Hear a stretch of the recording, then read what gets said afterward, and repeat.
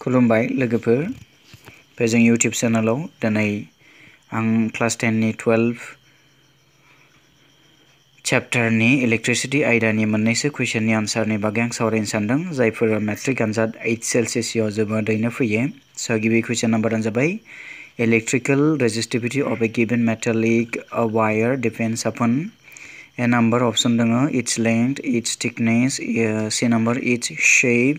D number nature of the material तो बेनिनो D नम्बरा जायो nature of the material बेनि ओंथिया मा बुंनाय जादों जे रुजुथायारि हेंथाया मोनसे धातुआरि तारनि माबेनि सायाव सोनारो बे जाबाय nature of material नि सायाव सोनारो that means मुवानि आखुथायनि सायाव सोनारो नेक्स्ट कुइसना जाबाय a current of 1 ampere a current of 1 ampere is drawn by a filament of an electric bulb. The number of electrons passing through cross sections of the filament in 1 second would be roughly option number 10 to the power 20, 10 to the power 16, 10 to the power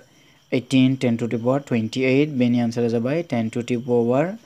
18 जायो बेयो 10 to the power 18 जायो